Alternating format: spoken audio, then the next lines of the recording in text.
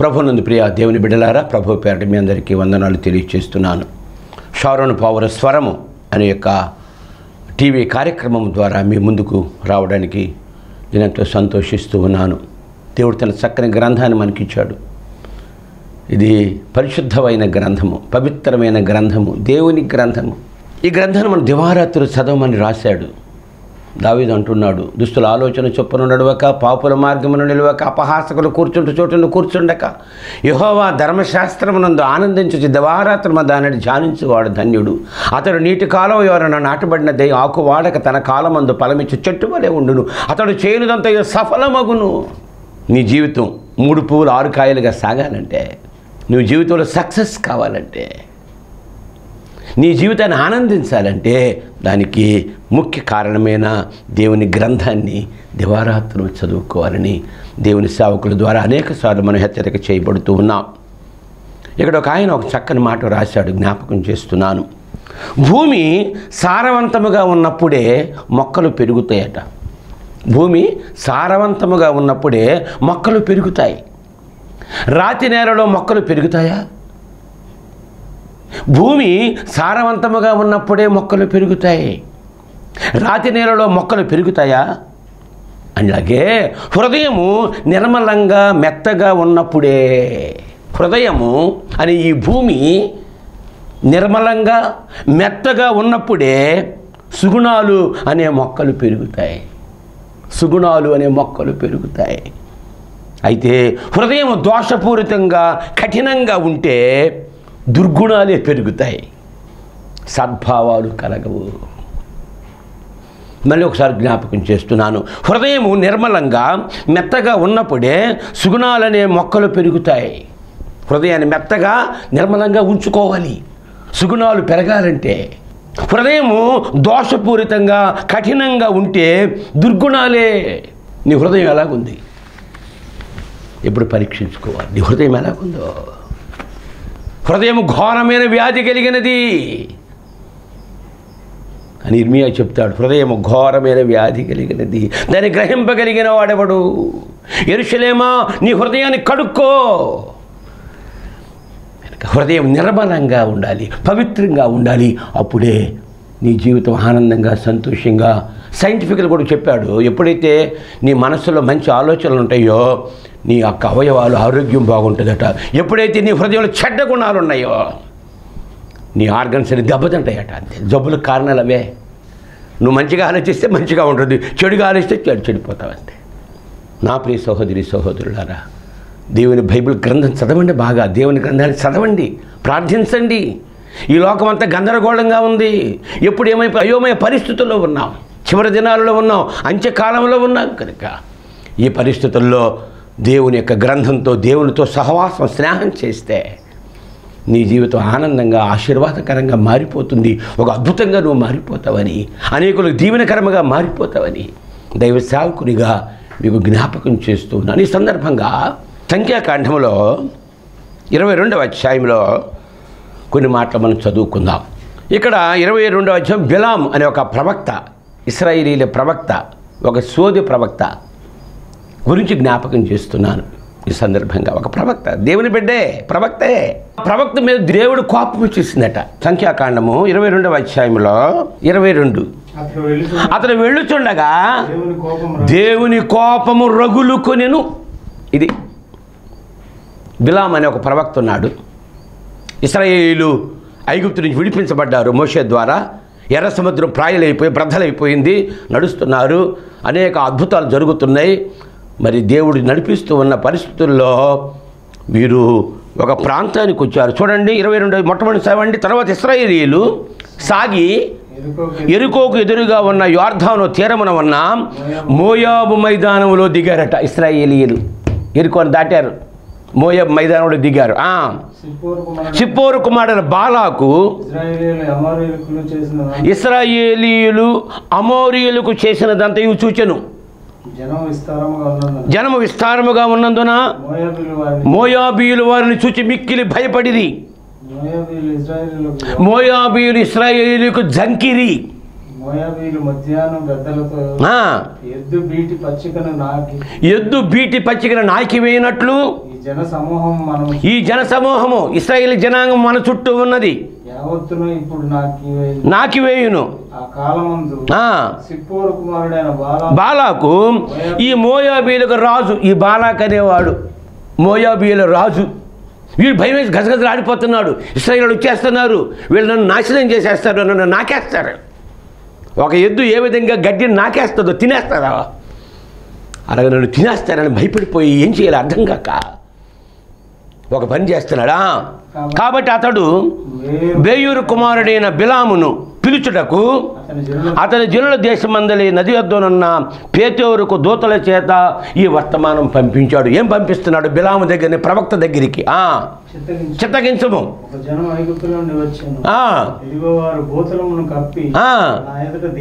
దిగి ఉన్నారు కాబట్టి నీవు దయచేసి వచ్చి నా నిమిత్తం ఈ జనమును శపించు, వారు నాకంటే బలవంతులు, బలవంతునేమో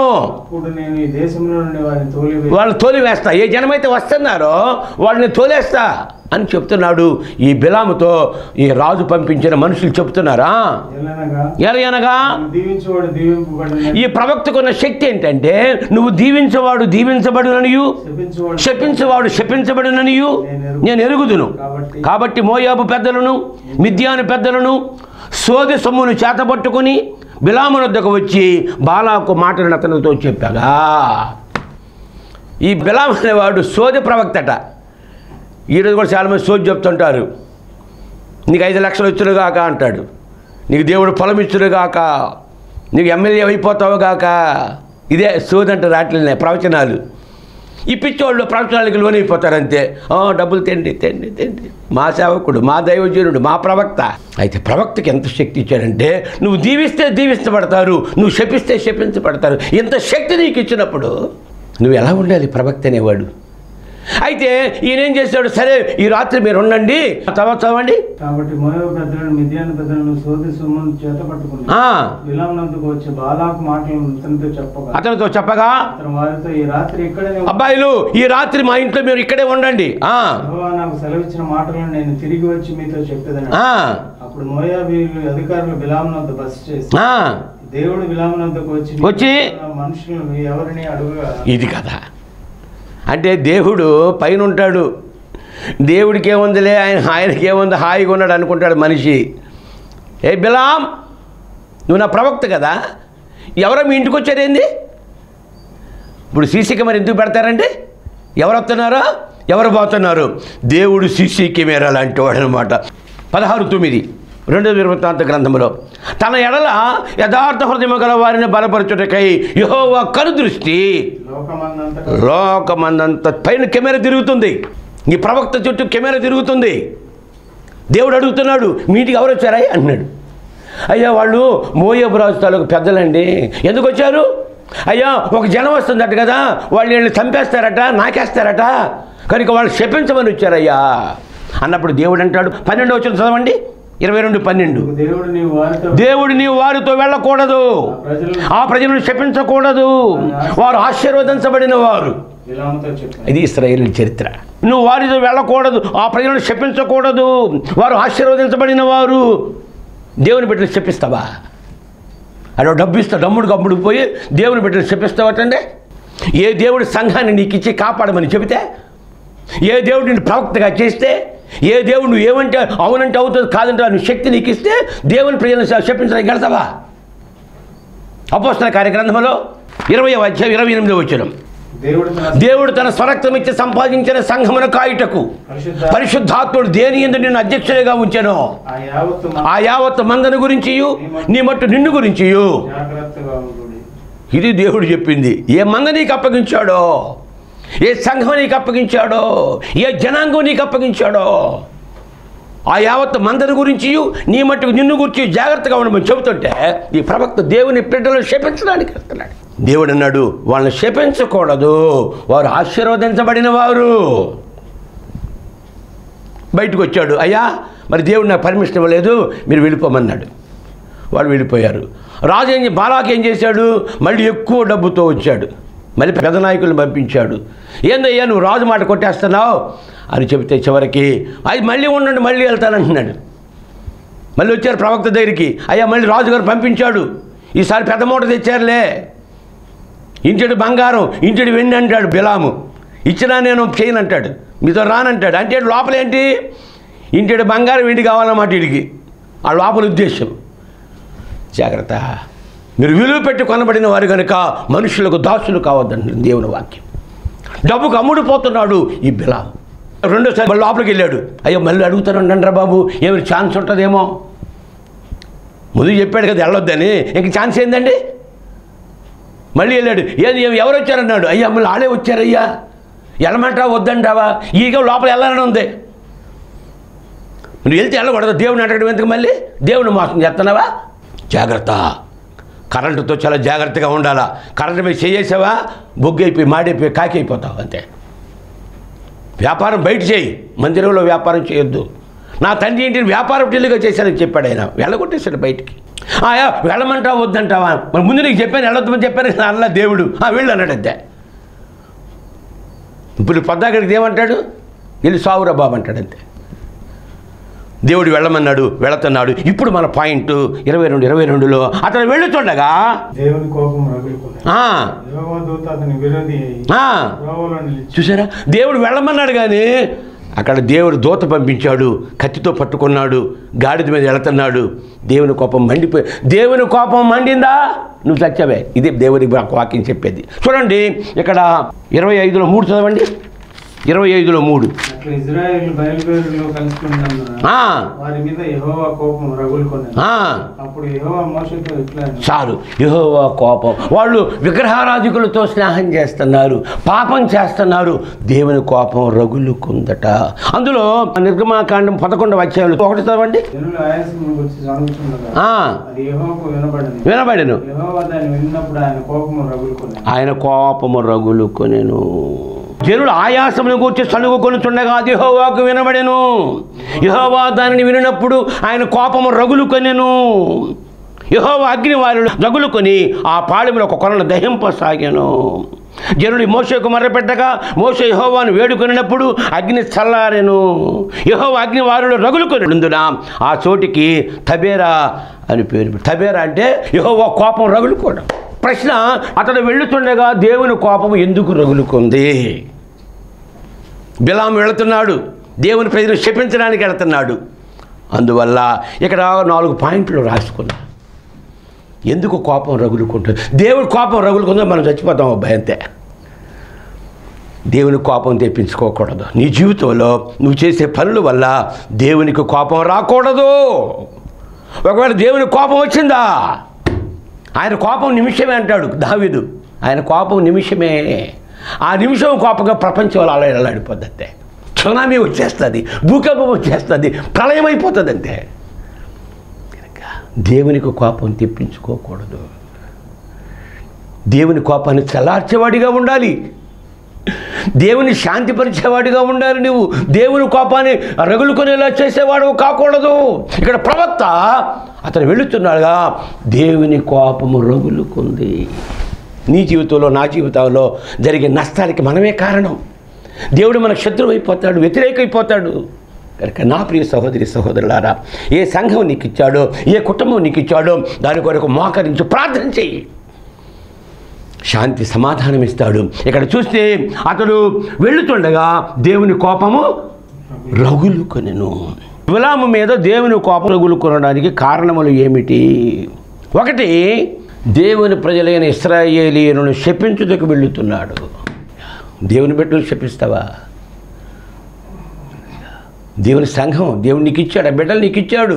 మా నాన్నగారు అనేవాడు, సంఘం అంటే వాళ్ళు మనకు తల్లిదండ్రులురా, వాళ్ళు మనం పోషిస్తున్నారా, వాళ్ళకి పరిచర్య చేయాలరా, వాళ్ళ క్షేమం కోరుకోవాలరా, రాత్రి పగళ్ళు వాళ్ళ కోసం ప్రార్థన చేయాలరా అనేవాడు మా నాన్న. వాళ్ళు మనం పోషిస్తున్నారు, వాళ్ళు ఇస్తేనే వాళ్ళు బాగుంటేనే అన్న మనం. చేను పచ్చగా ఉంటే రైతు పచ్చగా ఉంటాడురా, రైతు పచ్చగా ఉంటే చేను ఎండిపోతుందిరా. సంఘంలో బిడ్డలు ఉద్యోగస్తులు కావాలి, డాక్టర్లు కావాలి, ఇంజనీర్లు కావాలి, ప్రయోజకులు కావాలి. ఆ కుటుంబంలో శాంతి ఉండాలి, సమాధానం ఉండాలి. ఇది మన ప్రయత్నం చేయాలి. నువ్వు దేవునితో మొరపెట్టు. ఏ కుటుంబాన్ని నీకు అప్పగించాడో, ఏ సంఘాన్ని నీకు అప్పగించాడో ఆ సంఘ క్షేమం కొరకు, సంఘ క్షేమాభివృద్ధి కొరకు నువ్వు మోకరించి ప్రార్థించేవాడుగా ఉండాలిరా సేవకుడు అంటే. అయ్యగారు ఫోన్ ఎత్తాడు, అయ్యగారు ఫోన్ ఎత్తాడు. ఆ బిడ్డ ఏమైపోతున్నాడు, ఏ ఆపదలో ఉన్నాడో, ఏ ఇరుకులో ఉన్నాడో, ఏ ఇబ్బందులో ఉన్నాడో వాళ్ళు చెప్పించడానికి వెళ్తావా? దేవుడు కోపం రాదా? అమెరికాలో పిల్లల్ని కొడితే అరెస్ట్ చేసేస్తారు. అంతే, పిల్లల్ని కొడితే టీచర్ అనేవాడు పిల్లల్ని కొడితే అరెస్ట్ చేసేస్తారట అమెరికాలో. ఇంక మన దేశం ఎందుకు రాలా? దేవుని బిడ్డని శపించడానికి వెళ్తున్నాడు, దేవుడు కోపం వచ్చేసింది. రెండవదిగా దేవునికి ఇష్టం కాని ప్రయాణం చేస్తున్నాడు. ముందు చెప్పాడు నువ్వు వారితో వెళ్ళకూడదన్నాడు కదా, ఎందుకు వెళ్తున్నావు వాళ్ళతో? ఏం ఆశించి వెళ్తున్నావు వాళ్ళతో? నువ్వేం చెప్తే జరిగే శక్తి నీకు ఇచ్చాడు. ప్రకృతిని శాసించే శక్తి నీకు ఇచ్చాడు. సూర్యుడా ఆగిపో, సముద్రమా బ్రద్దలైపో. ఈ ప్రకృతి నీ చేతిలో పెడితే, ఇది నీ పాదాల కింద పెడితే నువ్వు డబ్బు కోసం పరిగెడతావా? దేవుని క్షమించడం కోసం పరిగెడతావా? దేవునికి వ్యతిరేకంగా పరిగెడతావా? యోనాకు చెప్పాడు, యోనా నినివే పట్టణం నాశనం అయిపోతుందిరా, వాళ్ళకి ఒకసారి జ్ఞాపకం చేయి, వాళ్ళు పురుకొల్పు, పాపం నుంచి విడుదల పొందేదో పశ్చాత్తాప పడేలాగా ఉపవాస ప్రార్థన చేసి నువ్వు ఎల్లరా చెప్పాలంటే పారిపోతున్నాడు దేవుడి దగ్గర నుంచి. తుఫాను వచ్చేసింది, అడిగారు, ఆ పడవకు తుఫాను వచ్చింది. వాళ్ళన్నారు ఏం చేసావురా? నేను దేవుడికి దూరంగా పారిపోతున్నా, నా వల్ల తుఫాను వచ్చింది, నేను సేవించి దేవుడు మామూలుడు కాదు, మరేం చేయాలా? నన్ను సముద్రంలో పడేయనమన్నాడు. అంతే. ఆ శనిగాడు పోతే కానీ ఆ వాడక ప్రమాదం తప్పింది. అంతే. జాగ్రత్త. నువ్వు శనిగాడుగా ఉన్నావా, సేవకుడిగా ఉన్నావా, దీవెనకరముగా ఉన్నావా ఆలోచించుకో. దేవునికి ఇష్టము కాని ప్రయాణం, దేవుని వ్యతిరేకంగా ప్రయాణం. చూడండి లూకాసు వార్త 10వ అధ్యాయంలో ఒకడు బయలుదేరి ప్రయాణం చేస్తున్నాడట. ఏ ప్రయాణం చేస్తున్నాడో 10వ అధ్యాయం 30 నుంచి. ఒక మనుష్యుడు యెరూషలేము నుంచి యెరికోకు ప్రయాణము చేయుచు. ఒక మనుష్యుడు యెరూషలేము నుండి యెరికోకి ప్రయాణము, యెరికో పట్టణానికి దిగి వెళ్ళుచు దొంగల చేతిలో చిక్కెను. చేసేది కథ. యెరూషలేము అంటే మహారాజు పట్టణము, దేవుని పట్టణము. యెరూషలేము అందుని ప్రేమించేవారు వర్ధిల్లుదురు.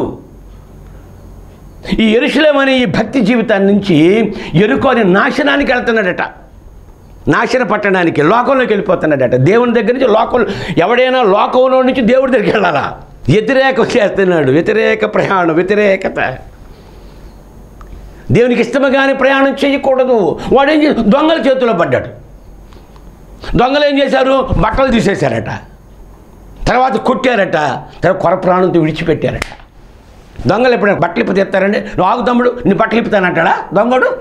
ముందు కొట్టి తర్వాత బట్టలు తీసుకుంటారు బహుశా. ఇక్కడ ఏంటంటే ఎప్పుడైతే దేవుని వ్యతిరేకంగా ప్రయాణం చేస్తున్నాడో, దొంగలంటే దెయ్యాలు ఏం చేస్తాయంటే, ఏ దేవుడు నీకు వస్త్రాలు ఇచ్చాడు, రక్షణ వస్త్రము, నీతి వస్త్రము, ఉల్లాస వస్త్రము, సంతోష వస్త్రము, పెండ్లి వస్త్రము, ప్రశస్త వస్త్రాలను, మహిమ వస్త్రం నీకు ఇస్తాడు. ఈ వస్త్రాలు తీసేసి దేవునికి దిగంబరిని చేసేస్తాడు. అప్పుడు కొట్టేస్తాడు నేను సైతాన్గాడు. జాగ్రత్త. అందుకే నీ వస్త్రాన్ని నువ్వు కాపాడుకోవాలి అని ప్రకటన గ్రంథంలో చెప్తుంది. వస్త్రము కాపాడుకో, నీ కిరీటము కాపాడుకో. దేవుని వ్యతిరేకంగా ప్రయాణం చేసావంటే తుఫాను వచ్చేస్తుంది నీకు. ఇప్పుడు ముందు బాగానే ఉంటుంది, బంగారం, వెండి, డబ్బులు, పొలాలు, స్థలాలు, ఓహో ఆహా, ఓహో ఆహా, దేవుడు దీవించేస్తున్నాడండి, చేసిందలా బంగారం అయిపోతుందండి అనుకుంటున్నాడు పిచ్చోడు. ఆ తర్వాత నీకు తుఫానే, దొంగల చేతిలో పడిపోయాడు, దెయ్యాల చేతిలో పడిపోయాడు, అంతే నాశనం అయిపోయాడు. అప్పుడు యేసయ్య వచ్చాడట. మంచి సమరయుడి కథ అంటే అదే. కనుక నా ప్రియ సహోదరి సహోదరులారా, ఎందుకు కోపము, దేవుని కోపము రగులుకుందంటే బిలాము మీద. ఒకటి, దేవుని ప్రజలను శపించడానికి వెళుతున్నాడు, అందుకు దేవుని కోపము బిలాము మీద రగులుకుంది. రెండవదిగా దేవునికి ఇష్టము కాని ప్రయాణం చేస్తున్నాడు.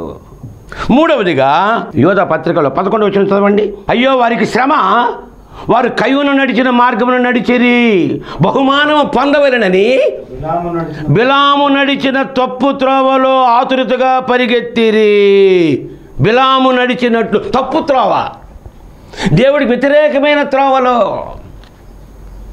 ఏ మార్గంలో ప్రయాణం చేస్తాను? జీవ మార్గంలో ప్రయాణించాలి, నీతి మార్గంలో ప్రయాణించాలి, దేవుని మార్గంలో ప్రయాణించాలి. ఎక్కడ పరిగెడుతున్నాడట? బిలాము నడిచిన తప్పు త్రోవలో ఆతృతముగా పరిగెడుతున్నారని ఇక్కడ జ్ఞాపకం చేస్తున్నాడు. నా ప్రియ సహోదరులారా, మరి దేవుని యొక్క వ్యతిరేకంగా మనం పరిగెత్తకూడదని ఇక్కడ మరి ప్రభు పేరట జ్ఞాపకం చేస్తున్నాం. కనుక బిలాము ఆ యొక్క తప్పు మార్గములో ప్రయాణం చేస్తున్నాడు, దేవుని వ్యతిరేకముగా ప్రయాణం చేస్తున్నాడని ఇక్కడ రెండో పేతురు రాసిన పత్రికలో 2వ అధ్యాయం చూడండి, 15 చదవండి. 2:15. బిలాము గురించి ఎక్కడ బిలాము, ఎక్కడ పేతురు పత్రిక, ఎక్కడ బిలాము, ఎక్కడ యోధా పత్రిక, ఎక్కడ బిలాము, ఎక్కడ ప్రకటన గ్రంథంలో రాస్తున్నాడు బిలాము గురించి, ప్రవక్త గురించి. 2 పేతురు రాసిన పత్రిక 2వ అధ్యాయంలో 15 నుంచి, తిన్నని మార్గము విడిచి బేయూరు కుమారుడైన బిలాము పోయిన మార్గమును బట్టి త్రోవ తప్పిపోతున్నారు నేటి సేవకులు, నేటి విశ్వాసుల లోకములో కలిసిపోతున్నారు. నేటి సంఘాలు చిన్నాభిన్నమైపోతున్నాయి. అబద్ధ ప్రవక్తలు బయలుదేరారు, తప్పుడు బోధలు బయలుదేరాయి. తిన్నని మార్గం విడిచి బేయూరు కుమారుడు బిలాము పోయిన మార్గమును బట్టి త్రోవ తప్పిపోయింది. తర్వాత ఆ బిలాము దుర్నీతి వలన కలుగు బహుమానమును ప్రేమించెను. ఎలాగట? నీతి వల్ల కాదు. నువ్వు పనిచేసి దేవుడు ఇస్తే, మా నాన్న చెప్పాడు, రే నువ్వెక్కడ సేవ చేస్తున్నావో, దేవుని పని చేస్తున్నావో అక్కడ డబ్బులు కొరకు ఆశించకు. నూర్చేద్దుకు చెక్కం వేయడు, నీకోసం ఎక్కడో పెడతాడు, నువ్వు ఓపికగా పని చేసుకుపోనాయన అన్నాడు మా నాన్న బోధ. ఎప్పుడు నీ నోట డబ్బు గురించి మాట రాకూడదు, మా నాన్న బోధ. నీకుంటే చెయ్యి నాన్న, నీ దాంతో చెయ్యి, తర్వాత దేవుడు చూసుకుంటాడు. నీ శక్తికి మించిపో దేవుడు చూసుకుంటాడు రా, నీకెందుకు? ఇది మా నాన్న బిషప్ సంగీతరావు గారు బోధ. 70 ఏళ్ళు సేవ మా నాన్న చేశాడు. 70 సంవత్సరాలు పాలకొండ పరిసర ప్రాంతాలు సేవ చేశాడు. పారమో ఎలాగ అడుగు పెట్టాడో చనిపోయే వరకు అలాగే ఉన్నాడు మా నాన్న. ఇప్పుడు ఆ ప్రాంతంలో సంగీతరావు గారు దేవుడండి అంటారు. దేవుడి తర్వాత దేవుడండి సంగీతరావు గారు. భక్తుడండి ఆయన నీతిమంతుడండి, ఆయన ప్రార్థనాపరుడండి. నిన్ను గురించి నన్ను గురించి ఏమనుకుంటున్నారు? నీ సంఘం ఏమనుకుంటుంది నిన్ను గురించి? నీ ప్రదేశం ఏమనుకుంటుంది నీ గురించి? నీ బంధువులు ఏమనుకుంటారు నీ గురించి? డబ్బు కోసం పరిగెడతావా? దేవుని పేరు శపించడానికి వెళ్తావా? దేవునికి వ్యతిరేకమైన ప్రయాణం చేస్తావా? ఇక్కడ బిలాము గురించి రాశాడు. ఏం రాశాడు అని ఇక్కడ 16 వచనం, దుర్నీతి వలన కలిగిన బహుమానమును ప్రేమించను, అయితే తాను చేసిన అతిక్రమము నిమిత్తము అతను గద్దించబడిను. ఎట్లనగా నోరు లేని గార్ధపము గాడిద మానవ స్వరముతో మాట్లాడి ప్రవక్త వెర్రితనంలో, గుడ్డితనంలో, వెర్రితనంలో ఉన్నాడు కనుక, ప్రవక్త ఎందుకు కొడుతున్నావురా? ఎన్నాళ్ళు నీ దగ్గర కాపురం చేశానే, తీసుకెళ్తాను. ఎప్పుడు నేను ఇలా చేశానా? ఎదురుగా దేవుని దూత కత్తి పట్టుకున్నారా, పేక తెగిపోతుందిరా. అప్పుడు దేవుడు వాడు కళ్ళు తెరిస్తే ఎదురుగా దేవుని దూత భయపడిపోయాడు. నాయనా నన్ను క్షమించు. గాడిదతో మాట్లాడుతున్నావు, నా ప్రవక్తతో మాట్లాడలేదండి. గాడిదలతో మాట్లాడదు. గాడిదతో నోరిచ్చాడు ప్రవక్తలు. వెర్రితనాన్ని అడ్డకే లేదా ఆగడీడు వెళ్ళిపోతున్నాడు. ఏమంటే అన్నయ్య కోపమండి అంటారు. మరి ఎవరు చెప్పాలి నీకు? దేవుడు మాట నువ్వు పరిగెడుతున్నావు. దేవుడు గాడిదకి స్వరం ఇచ్చాడు, మానవ స్వరం. ప్రవక్త వాడు గుడ్డోడా, ఎదురుగా దూత ఉందని చంపేస్తాడు. అడుగేస్తే దూత అన్నాడు, గాడిదగానే ఒక్క అడుగు ముందుకేసింది నీ పీక తెగిపోను రా బిలాం. నా బిడ్డను క్షమించడానికి వెళ్తున్నావా? నేను వద్దని చెప్పే కదా, డబ్బుకు లోబడిపోయావా? ఆ బిలాము దుర్నీతి బహుమానమును ప్రేమించాను, అయితే తాను చేసిన అతిక్రమ నిమిత్తము అతను గర్జించబడిను. ఎట్లనగా నోరు లేని గార్ధబము మానవ స్వరముతో మాట్లాడి ఆ ప్రవక్తను వీటికి సంఘ పెద్దల మాటేనో, విశ్వాసుల మాటేనో, ఎవరు చెప్పాలి నీకు? దేవుడి మాటేనో, పెద్దల మాటేనో, సంఘ పెద్దల మాటేనో, సంఘం మాటేనో, ఏమైపోతావు? ఎన్నిసార్లు గద్దించినా హఠాత్తుగా చచ్చిపోతాడటంతే. నా ప్రియ సహోదరి సహోదరులారా, ఎందుకు దేవుని కోపము రగులుకుందంటే బిలాము మీద. దేవుని శపించడానికి వెళ్తున్నాడు, ఇష్టమగానే ప్రయాణం చేస్తున్నాడు, దుర్నీతి వల్ల కలుగు బహుమతిని ఆశించాడు, తినన మార్గం విడిచిపెట్టాడు, చివరిగా తప్పు చేసేసాడు. ఎక్కడికి వెళ్ళాడు, దేవుడు శపించమంటే శాపాలు రావట్లేదు, దీవెనలు వస్తున్నాయి. నోరిచ్చాడు దేవుడు అంటే ఈ నాలుక దేవుడిది, ఈ నోరు దేవుడిది, ఈ కళ్ళు దేవుడివి, ఈ కాళ్ళు దేవుడి, ఈ దేవుడిచ్చిన కాళ్ళు ఆయన చెప్తేనే నడుస్తాయి ఇవి. ఆయన ఆర్డర్ వేసాడా కాళ్ళకే, నీకు మోకాళ్ళు నొప్పులే, మీ నడుము నొప్పులే. దేవునికి వ్యతిరేకంగా పోకూడదు. చివరిగా ఒక తప్పు చేశాడు, డబ్బు తిన్నాడు కదా, దేవుడేమో దీవిస్తున్నాడు, మరి ఎలాగా ఆ డబ్బు చేసినాడు మేలు చేయాలి కదా. చివరి ప్రకటన గ్రంథంలో చివరిగా 2వ అధ్యాయంలో ఒక మాట చూడండి. బిలాము చేసిన బోధ, తప్పుడు బోధ ఏంటో. బిలాము బోధ 2వ అధ్యాయంలో 2:14. నేను నీ మీద కొన్ని తప్పిదములు మోపవలసి ఉన్నవి. అవేమనగా విగ్రహములకు బలి ఇచ్చి వాటిని తిరునట్లును జారత్వము చేయునట్లును ఇశ్రాయేలీయులకు ఉరియొడ్డుమని బాలాకు నేర్పిన బిలాము బోధను అనుసరించేవారు నీలో ఉన్నారు అన్నాడు. దేవుని బిడ్డలు మనం ఏం చేయలేం, దేవుడికి అప్పు దేవుడికి చూసుకుంటాడు. ఏం చేయాలంటే దేవుడికి వ్యభిచారం అన్నా ఇష్టం ఉండదు, విగ్రహారాధన ఇష్టం ఉండదు. కనుక బాటలు వాళ్ళు ఉన్నారు మగవాళ్ళు, నీ అమ్మాయిలు ఎగాయి వాళ్ళ మీద, వాళ్ళు మీతో విజయం అందుతారు, విగ్రహారాధన పాపాత్మలు అయిపోతారు, దేవుడే వాళ్ళని చంపేస్తాడు అని బిలాము తప్పుడు బోధ చేసి ఇశ్రాయేలీయుల ప్రజలకి ఉరివడ్డాడట. దేవుని ప్రజలు పాడు చేయటానికి తప్పుడు బోధ బిలాము చేశాడు. కనుక ఈ సమయంలో నా ప్రియ సహోదరి సహోదరులారా, ఏ బోధలో ఉన్నావో, ఏ త్రోవలో ఉన్నావో, ఏ సంఘం నీకు ఇచ్చాడో, ఏ సంఘం నిన్ను పోషిస్తుందో ఆ సంఘ క్షేమం గురించి నీకు బాధ్యత లేదా? అవిధేయుడమైనప్పుడు మన మెదడు సరిగా పనిచేయదు, మనం బుద్ధిహీనులమై ప్రవర్తించదము అని ఇక్కడ జ్ఞాపకం చేస్తున్నాడు. కనుక నా ప్రియ సహోదరి సహోదరులారా, బిలామును జ్ఞాపకం చేసుకుని ఆయన కోపం రగులుకుంది, పాడైపోయి చివరికి చచ్చిపోయాడు, ఇశ్రాయేలును చంపేశారు. మమ్మల్ని మిక్కిలిగా ప్రేమించిన మా పరలోకపు తండ్రి యేసయ్యానికి స్తోత్రాలు. ఈ సమయంలో బిలాము గురించి జ్ఞాపకం చేసుకున్నాం. దుర్నీతి వలన కలిగే లాభం కోసం పరిగెడుతున్నాడు, దేవునికి వ్యతిరేకంగా పరిగెడుతున్నాడు, దేవుని బిడ్డలు శపించడానికి పరిగెడుతున్నాడు, దేవుని బిడ్డలు శాపకులకు కారణభూతులైపోయాడు. ప్రభువా, గాడిదతో మాట్లాడి బిడ్డను గద్దించిన వాడు లోబడలేదు. ప్రభువా, మేము కూడా అలాగే ఉన్నామేమో, క్షమించండి, కనికరించండి. ఏ సంఘం మాకు ఇచ్చావో, ఏ బిడ్డలు మాకు, ఏ కుటుంబాలు మాకు ఇచ్చావో ఆ కుటుంబ క్షేమాలు ప్రార్థించి స్తుతించి కీర్తించే భాగ్యాన్ని ప్రసాదించమని యేసయ్య శక్తి కలిగిన నామమును వేడుకొనుచున్నాను తండ్రి. ఆమేన్. మన ప్రభువును రక్షణ యేసుక్రీస్తు కృపయు తండ్రి అయిన దేవుని ప్రేమ పరిశుద్ధాత్మ సహవాసం నిరంతరం మీ కుటుంబాలకు తోడుగా ఉండి అధికముగా వర్ధిల్ల చేయునుగాక. ఆమేన్.